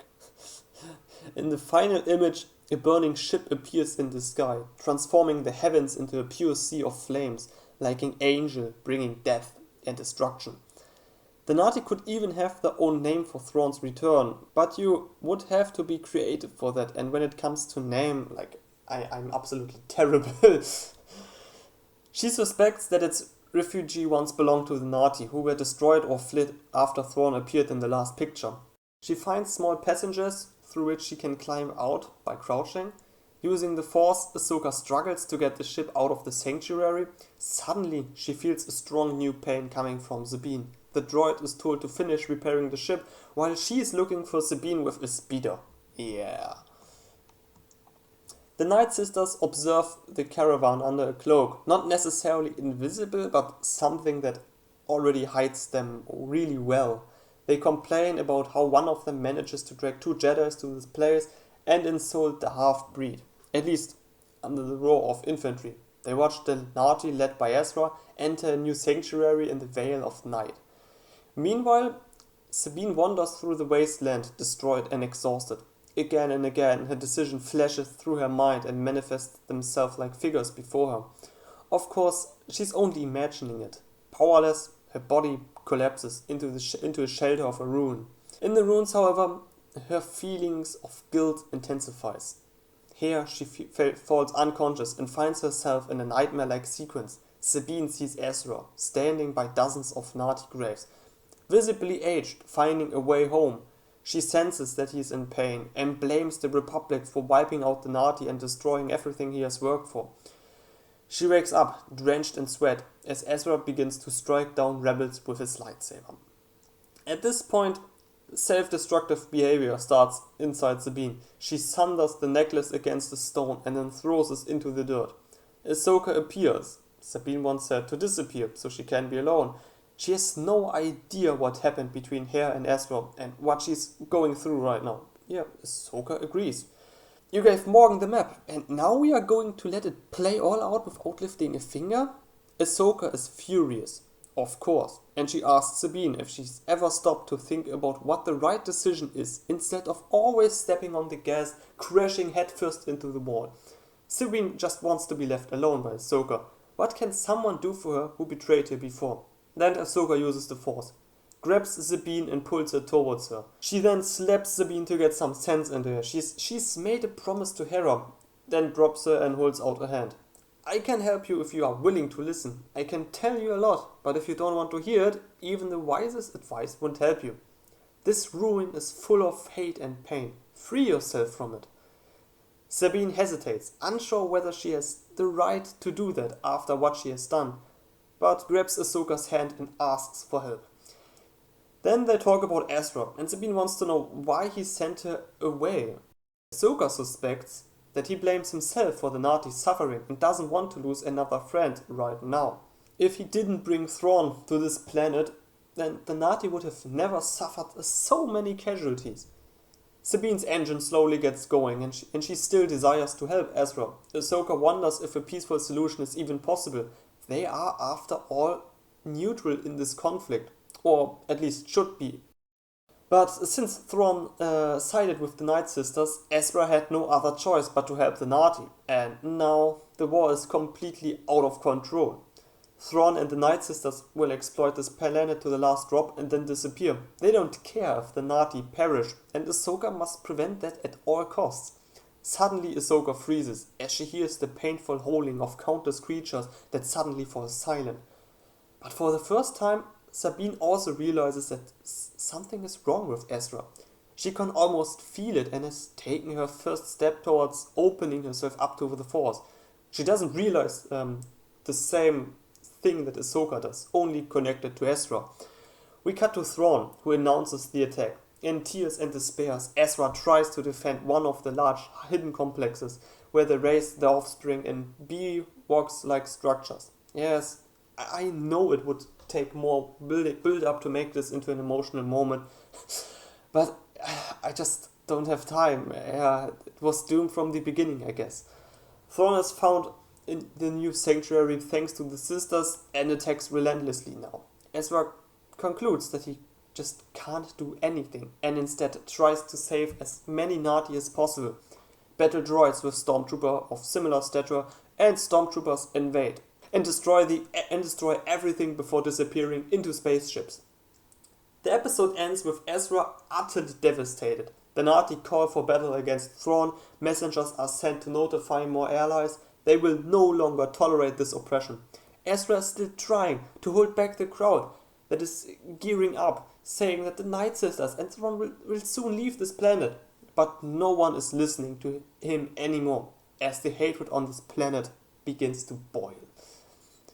The only problem is that we've barely spent any time with Ezra and the Na'ti. So basically we have spent no time with them. We have spent time, we had time with Ezra and Sabine, but not between Ezra and the Na'ti to make this moment really BAM! Just imagine if in Avatar 1 Jake didn't spend any time with the Na'vi. Or at least spend in the sense that he and we can learn the new culture together. We should do that here too, but we can't due to a lack of time. Maybe I just spent too much in the first 5 episodes, introducing the characters, the world, the stakes, everything around it. Maybe I should have planned 9 or probably 10 episodes right from the start. Na'ti and Na'vi. Now that I think about it, I can imagine that Dave Filoni was really inspired by that movie. Maybe he should have looked more at the world building of the first movie. Just a hint, but he's not going to watch this video anyway, so why am I even saying this? But again, if you also only had 8 episodes and didn't get more resources from Disney, then I can see that he also didn't find a way to introduce the Na'ti. Like, he also had like 3 episodes, I think. Yeah, and so we come to the final episode. The Star Destroyer is loaded with the captured resources. In the series, there were a lot of containers in which Night Sisters were transported on board. I'm not sure why. Are they dead? Are they ill? Is something happening with them? I guess we will find this out in another season. Let's just steal that idea. Morgan leads this endeavor and notices the condition of her fellow sisters. Many of them have injuries, not only from blaster shots, but also this devious poison that have disfigured their skin. Maybe a bit like an acid? Some sleep in those pots to be healed when they reach Dathomir, their new home. She gets into a conversation with the Great Mother. Before that, maybe we could make Morgan start a conversation with a really injured Night Sister to kind of really highlight this cruelty that plagues this world. But the Great Mother explains a little bit about the circumstances of this conflict. I had an idea about Abeloth, but I don't know if it fits in here. I don't know even if it's good to use in Star Wars. For those who are curious, I will show my world building at the end. This means Abeloth, the Night Sisters, the Na'vi, and how they are all related and connected in this conflict. All you need to know here, right now, is that the conflict has been going on for ages, and the Night Sisters want to escape the hatred and destruction. Morgan promises that she will make this possible at all costs, no matter what. And Ahsoka and Sabine take a speeder to Ezra's position. On the way they see countless Na'vi tribes taking up arms, heading towards the Star Destroyer. Sabine can help Ezra by offering her help. He might not be able to protect the Na'vi alone, but as a team, there's a chance. They quickly devise a plan to defeat Thrawn before the Na'vi reach the Star Destroyer and suffer indescribable damage. The inhabitants of the planet are safe should Thrawn leave, but then again all three are stuck here for now with the knowledge that a fierce war starts in their home galaxy.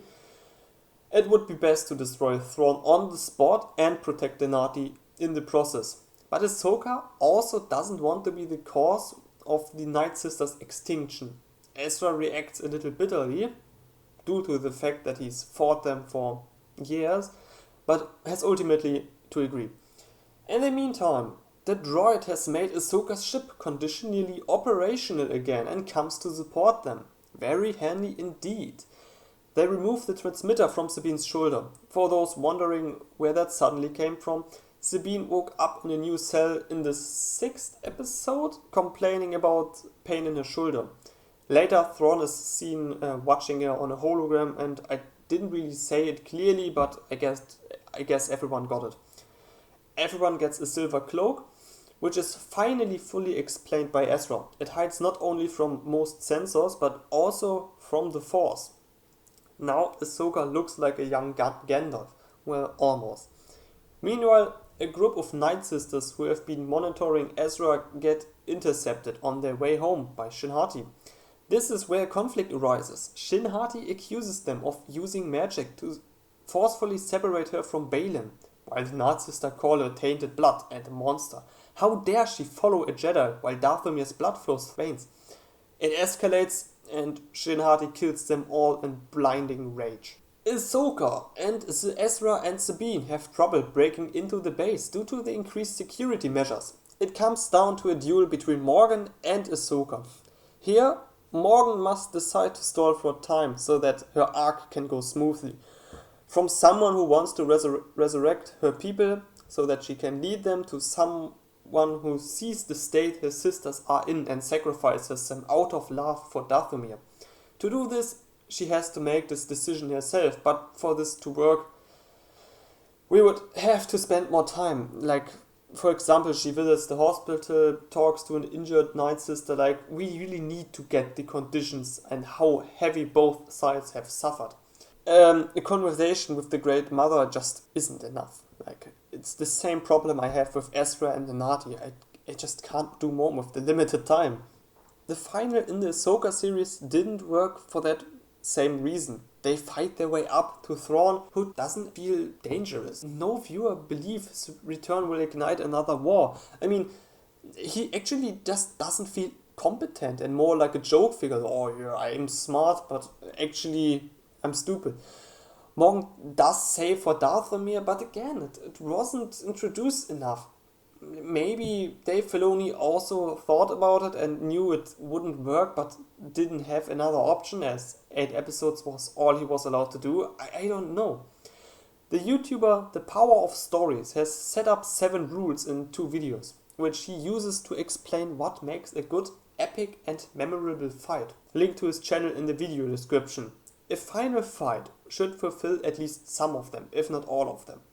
Not every fight needs to have all rules of them. That's just stupid. And not every fight needs to be memorable. I will explain them briefly, but you check out his video if you want to get more details. It's really great. The first and second rules are for enhancing a scene. The rule of cool, on and fitting music design. A fight should look great and inspire something appropriately. They can lift a fight, but they don't work on their own. If a cake tastes terrible, it can look like a Disney masterpiece, but you wouldn't want to eat it, right? He mentions the rules first, but if you want to be precise, you normally discuss them at the end. Like, the scene is already great, now it looks stunning because holy shit. The third rule is where it gets interesting. Pay off story promises.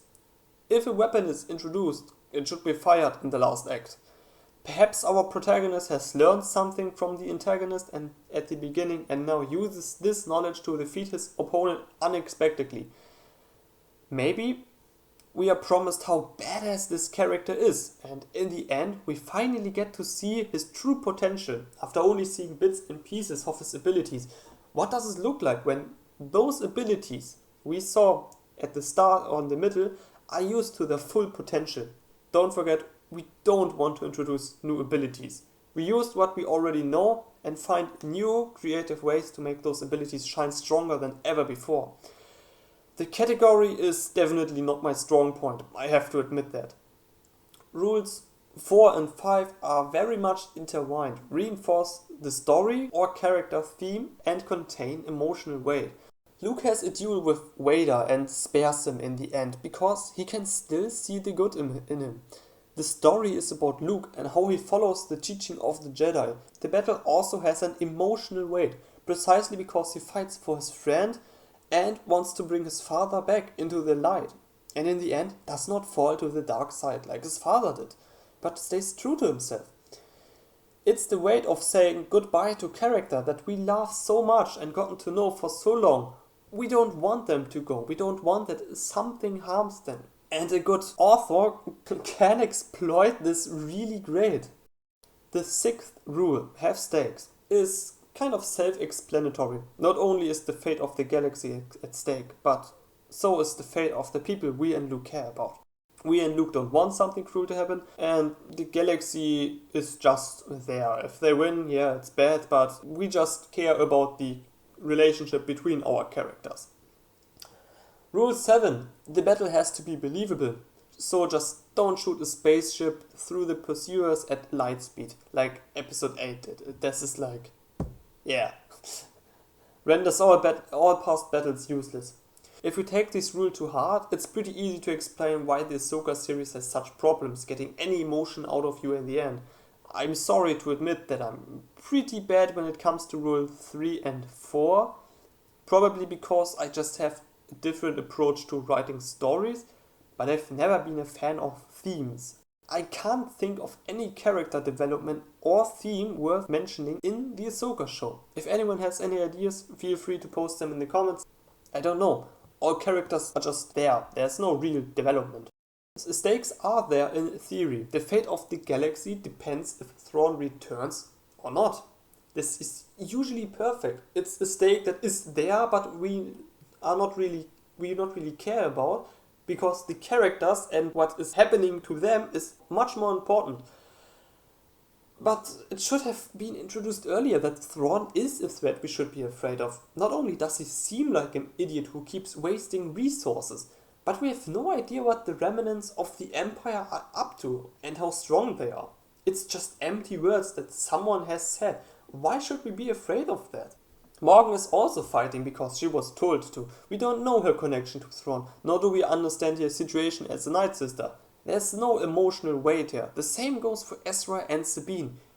What upsets me the most is that Ezra is the only one allowed to travel back home. Shouldn't it be Sabine to right her wrong? I know I didn't have enough time to carefully work it out. But my idea behind Morgan is that she chooses to die for her people, even though she wants to see them flourish and lead them at first. She loves her family, she loves her home, and would do anything for her people so that they can finally escape this conflict.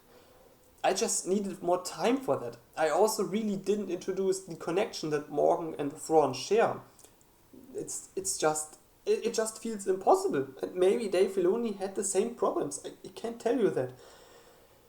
Ezra, in my version, fights out of guilt. If he hadn't brought Thrawn here, the Na'vi would never have been hunted like this. At the same time, he wants to prevent Thrawn from returning and the Na'vi tribes from suffering even more losses. Sabine, on the other hand, needs to make up for her mistake so that she doesn't completely disappoint Ahsoka and can look into Ezra's eyes without guilt. While Ahsoka does fight to prevent another galactic war, she has a neutral persona and tries to keep the damage as minimal as possible. Her arc was ignited after the encounter with Anakin, and now she just has to show that she lives by her new oath. A talented writer could probably do so much more with my outline, but hey, I think I already learned a lot, so it definitely was worth in the end. The Star Destroyer opens fire to destroy the old base. As we all know, they can't stop Thrawn's ship, but in my version, Sabine and Ezra make it aboard thanks to a jetpack. After Ezra has already sacrificed himself in Rebels, it just doesn't make sense to me that he has to do the same shit again. Can Sabine suddenly use the Force? Well, I would prefer if she couldn't. She has already enough stuff going on. She's badass, a Mandalorian, can build the craziest shit. But it would be a good payoff for how the story handled it. I give you that. I didn't really like what the show did, how she suddenly could use the Force, which with the lightsaber I guess is fine, but then pushing Ezra up to the ship 20 meters, nah, that's way too much. They fly home and Sabine swears she will come back to pick Ahsoka up one day, no matter how long it takes. She owes her that much. The rest happens just like in the show, and Ahsoka sets off to follow her new destiny.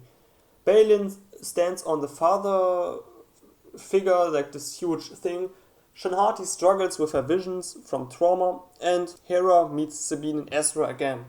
Happy end! Or not. If you are still here and interested in what I had in mind for Shin-Hati, you're welcome to stick around. My idea was to make her the child of a Night Sister of Dathomir, as you probably already guessed. Her mother had survived and gone hiding. Slowly, she built up her own life again on a new planet. Still feels guilty for leaving the Night Sisters in this crucial fight. She was a coward, she left them, and this guilt sticks with her. She should have died like all the others in the fight. As the Empire's regulations grew stronger and troops marched regularly through the village, the sky sometimes darkened by Star Destroyers, Shin-Hati's mother fears the extinction of her clan and creates a ritual to transfer her memories into a young Shin-Hati so that she has the experience to survive in this cruel world. Yeah, I know, kind of similar to Dune. But Shin-Hati cannot cope with this amount of trauma and develops into a monster that even her mother fears, which later leads to the destruction of the village. Baylan finds her, takes her in from the burning place, and is the first to treat her like a person, not as this young girl that suddenly changed her behavior, which kind of is unfair, as the magic of children is to explore the world, and with getting a lot of experience from her mother, not all, but a lot, she kind of got robbed of this magical world that everyone can explore. That is why she follows him and fears that she will lose everything again if she becomes this monster and uses those witch-like abilities from Dathomir. She has a hatred for her ancestry and believes that people see her as a monster because cursed blood flows through her veins. The thought comes from her childhood. She sees Morgan as a monster because Shin-Hati associates this magic with a traumatic experience. Unfortunately, I didn't manage to get this across. We then come to Ahsoka in the future seasons. She could help Shinhati deal with the trauma because she doesn't care about the person's origin. Also, the power of Dathomir isn't really necessarily a bad thing if you don't use it to destroy. A kind of redemption story, maybe in a bit of a Finland saga style, where Shinhati learns what it means to build things and cultivate fields until she finds something new that she enjoys. She learns to come to terms with her past and may have to confront Balin. I wish I knew what he wanted to do, so I could actually say more about that, but hey. One important thing is why I didn't show more backstory to Shinhati in this first season, and while that is a good question, for one I didn't have the time, but the main reason is I think it has more to do with if I present the backstory of Shinhati to you, I don't really have the possibility to make it genuinely interesting that Ahsoka wants to know more about Shinhati and Shinhati has to open up to Ahsoka and to us. I can do two things at once. I get the emotional weight that we feel, but also the emotional weight for Ahsoka, so the scene just would overall improve. But yeah, we still have the conflict with the Night Sisters. They want to get their hands on the Nati wax, the honeycomb in which the children grow up, at least that's what I came up with from a world building perspective, because they need it for important rituals. What rituals? Didn't think that far. Originally, they worshipped Abeloth as a great mother and wanted to resurrect her in a body as the supreme mother, or this godlike being that they follow, that they worship. However, when they found out what a nightmarish creature this being was, they decided against it and wanted to leave this planet, which is why they made a deal with Thrawn. At the time of the conflict, they were superior to the Nati. They could use magic, and the Nati could not. The cradle of conflict changes drastically when the Nati develop poison and anti-magic substances. The poison kills the sisters instantly and made it impossible to win conflicts. This is where the real brutality would have to be shown in Morgan's decision to die for her people, freeing them from the circle of hatred.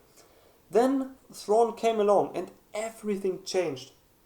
The Nati looked a bit like turtles, and I thought they lived underground structures and could block the entrance with their shells to protect themselves. The Nati see themselves justified in their fight. They have been oppressed all their lives and wanted to eradicate the Night Sisters, who spread so much suffering and hatred. The Nati could also be giving more depth here. Some are peaceful while others fight. The same could go for the sisters. Some go to Thrawn and others, more fanatic worshippers of Abeloth, could stay. Own culture like Avatar, but underground, could be written. Who knows? Maybe the third or fourth part will be set in those conditions. What exactly caused this conflict, you want to know? Maybe both tribes once coexisted peacefully and traded. Perhaps the Nati demanded unfair prices for the wax and forced the witches into a survival crisis. Or perhaps the Night Sisters just discovered the alchemical properties of Nati wax by chance. Who knows? Maybe everything turned out a little different. It's bland how much the Ahsoka series does wrong or simply leaves out. I know my version has many flaws as well, but to call the Ahsoka series Star Wars and release it with such a lack of quality is almost an insult to me. I know it's not horrible, but when even an idiot like me can build a better story, you should be worried. I think my version is better. Maybe that sounds arrogant. Maybe it's a fact. I don't know. The comments will decide that. But I'm not hiding the fact that my version has problems. I would just need more time to introduce the Nadi and Night Sisters and character development. I haven't shed any light on the characters' past either, partially because I don't know Rebels and partially because I couldn't find place. However, I'm getting tired of the lack of quality in stories. You can just see it everywhere.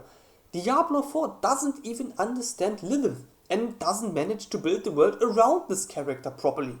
In my opinion, at least. They completely missed the mark with that game. Avatar: The Last Airbender. They somehow managed to carve a masterpiece into a watered-down adaptation. This is painful and makes me, as well as other fans, angry.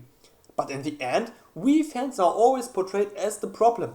With Acolyte, it's gone too far. Some of the things the showrunners called us are just straight up insulting. One of my friends gets the feeling that Disney doesn't want fans like him anymore. Maybe he's right, but if that doesn't make the giant wake up, then I don't know what will. J.R.R. Martin once said that each person only lives one life, but those who have read live through thousands. That may sound funny, but it is true. We collect our favorite stories, whether books, films, series, games, or characters with whom we have invented our own stories to some degree. We build bonds with these characters because we have lived through the world together and often learn from it. No one gives his prized possessions of stories away, even if you haven't read them in years. It's literally an artificial life. I don't mean that symbolically, but seriously. One boy refused to throw punches because it wasn't the Jedi way. If you have no respect for these franchises, then please respect the love we give to our countless lives. If you can't do that, just leave it alone. Ascendance of a Bookworm, Finland Saga, Gravity Falls, Freerin, Beyond Journey's End, Fate, and so many other stories. I don't want these beautiful worlds to be ruined by an adaptation. One Piece did it right, and the way I see it, Fallout was well received as well. Watch a video about the actors and you can see the difference. They've been involved with it and are sometimes fans. You just can't copy passion, no matter how much money you pump into a series. Finland Saga, for example, managed to develop Prince Knut in 8 minutes. How do you want to know? The prince has a fucking philosophical conversation with a Christian priest about God and love, while the rest of the Vikings are slaughtering each other in the background. The show introduces the character beforehand. He's always hiding behind his foster father. He's too shy to talk. He is the definition of a wimp. His political situation is also not great. Then, and only then, did the conversation begin.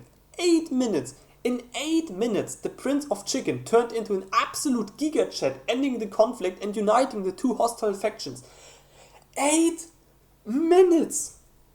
I've never seen anything like this in my life, and it was believable. That's why it's so crazy. What's your excuse, Star Wars? None of the characters in Ahsoka even reach to the prince's knees. That's embarrassing. I'm comparing an ocean to a puddle in the garden here. But now back to the actors. Understanding where the origin of the story comes from should be common practice. How else do you want to prepare for your role? I look at Acolyte in particular, where one actor regularly mixed up Luke and Anakin. You would have to tear me out of my dreams and I would still not confuse them. Isn't it embarrassing? How can you have so little respect for a story? It's your job to understand the rule and universe. That's what you are getting paid for. It can't be that the actress the actress in the Fallout series gets praised because she played the game. A doctor has to study and learn for a long time to be allowed to practice his profession. Imagine a dentist deciding to become a heart surgeon overnight. Oh, that's not how it works. I'm so angry. I've also watched the first 3 episodes of The Acolyte with my friend. It's actually not as bad as I originally thought, but everything happens through coincidence and stupid decision. If this video helps anyone at Disney to enforce their ideas or fight against these decisions, then I'm more than happy that's the best I can do.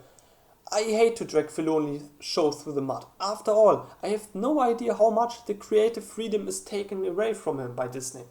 He is, after all, largely responsible for Ahsoka from Clone Wars, and I'm grateful for that. I grew up watching her each week. I'm really sorry. I have no idea what goes on inside Disney, but from the outside, it seems like a clown show. And Dave, if by some miracle you see the video, please take one thing away from it. Think about the character situation before your story, how they fit into the show, and how you can make it accessible to everyone who hasn't watched the whole thing. If anyone gets ideas for future projects from this video or wants to react to it, feel free to do it. I don't care, just make Star Wars great again. I'm about to explode. I'm so going to calm down and do something else. I hope you enjoyed it and feel free to write a comment if my story won against Disney. If not, Yeah, I don't know. Have a nice day.